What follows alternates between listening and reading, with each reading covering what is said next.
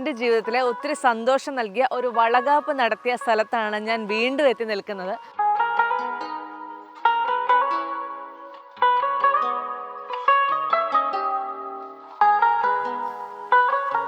ഇതായിരുന്നു എൻ്റെ വളകാപ്പ് നടത്തിയ ആ ഒരു പെർട്ടിക്കുലർ ഏരിയ എന്ന് പറയുന്നത്.